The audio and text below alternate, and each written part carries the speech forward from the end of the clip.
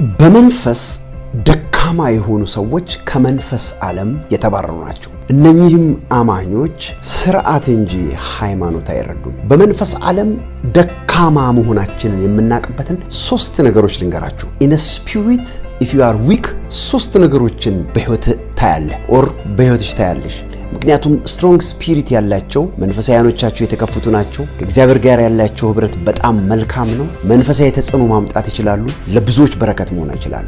ሉቃስ ምዕራፍ 1 ቁጥር 80 ላይ ሕፃኑም አደገ በመንፈስም የጠነከረ ሆነ ይላል። ይሄ ቃል የሚናገረው ስለ ዮሐንስ ነው። ኢን ሂዝ ስፒሪት ሂዝ ስትሮንግ ነው። መንፈሱ ጠንካራ ነበረ ዮሐንስ። ዛትስ ዋይ በጣም ብዙ ነገሮች ያደረገበት ምክንያት። ስለዚህ 3 ዋና ዋና ነገሮች አሉ በመንፈስ ደካማ መሆናችን የምናውቅበት። አንደኛ ለ1 ሰዓት ለመጸለይ የማይችል ሰው ወይም ደግሞ ብቻውን በቀን ወይም በ24 ሰዓት 1 ሰዓት ከእግዚአብሔር ጋር ማጥፋት የማይችል ሰው በጠቅላላ ዊክ ስፒሪት ወይም ደካማ መንፈስ ያለው ሰው። ምክንያቱም የእግዚአብሔር ቃል በማቴዎስ ምዕራፍ 26 ቁጥር 40 እና 41 ላይ ኢየሱስ ክርስቶስ ሲጸልይ ነበረ። ስለዚህ መጥቶ እንደዚህ አላቸው፣ ለአንዲት ሰዓት እንኳን በእግዚአብሔር ፊት በጸሎት መትጋት አቃታችሁን?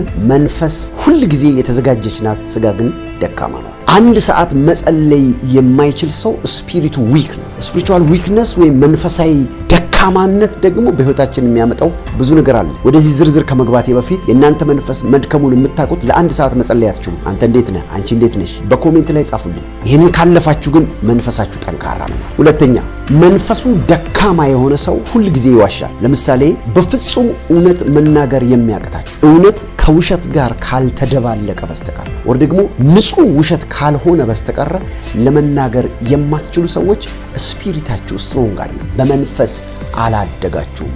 በመንፈሱ ጠንካራ የሆነ ሰው በፍጹም ውሸትን አይቀላቅልም። የእግዚአብሔር ቃል ምሳሌ ምዕራፍ 12 ቁጥር 22 ላይ ውሸተኛ ከንፈር በእግዚአብሔር ዘንድ አጸያፊ ነው። God hates lying lips። የሚዋሹ ከንፈሮችን እግዚአብሔር ይጠላል። ምክንያቱም እንድትዋሽ ወይም እንድትዋሽ ያደረገሽ ዋነኛ ምክንያት መንፈስሽ ኦር መንፈስ ስትሮንግ ስላልሆነ። በመንፈስ ጠንካራ የሆነ ሰው በመንፈስ ስትሮንግ የሆነ ሰው እግዚአብሔር የጠላውን የሚጠላ ወይም ደግሞ እግዚአብሔር የሚጸየፈውን የሚጸየፍ ሰው ይሆናል። ሶስተኛው ማንኛውንም የሚያየውን ህልም ኮንሸሱ መያዝ አይችልም። ብዙ ጊዜ ህልም እያያችሁ የሚጠፋባችሁ ሰዎች አላችሁ። በጣም አንገብጋቢ ወይም ደግሞ አስፈላጊ ነው ብላችሁ የምታስቡት ነገር ወይም በህልም ልረዳው ይገባ ነበር ብላችሁ የምትሉት ነገር ስትነሱ የምታጡት ከሆነ መንፈሳችሁ ዊክ ነው ወይም ደካማ ነው ማለት ነው። ስለዚህ መንፈሳችሁ ሲጠነክር ነው ህልሞችን ማሰብ ወይም ደግሞ ህልሞችን በሚቀጥለው ቀን ለመናገር የሚችል አቅም ይኖራችሁ።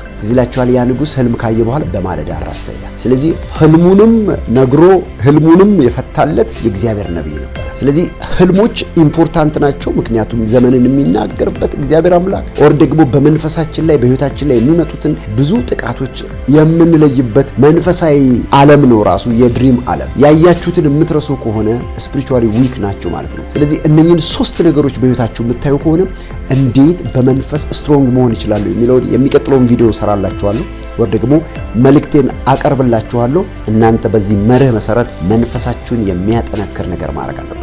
እግዚአብሔር አምላክ ስሙ የተባረከ ይሁን። ይህንን ቪዲዮ ኮፒ፣ ሊንክ፣ ሼር በማድረግ ብዙዎች ጋር እንዲደርሱ መርህ እንዲገባችሁ አድርጉ። እግዚአብሔር የመርህ አምላክ ነው። ምንም ነገር በመረዳት ነው መንፈሳዊ መሆን የሚቻለው ወር ደግሞ ምንም ነገር መንፈሳዊ የሆኑ ነገሮችን ከውስጣችን ለማውጣት የሚያስችል መረዳት ወደ ህይወታችን መምጣት አለበት። አለበለዚያ የዛሬ 10 ዓመት የነበረው ህይወታችን አሁንም እንደዛው እንዲቆይ ያስገድደዋል ማለት ነው። ስለዚህ በእግዚአብሔር እውነት ኢግኖራንስን አስወግደን ወደ ብርሃን ዓለም እንድንመጣ የሚያደርጉ እውነቶችን ትወስዳላችሁ። እግዚአብሔር ይባርካችሁ። በሚቀጥለው ቪዲዮ እንገናኛለን። ተባረኩ።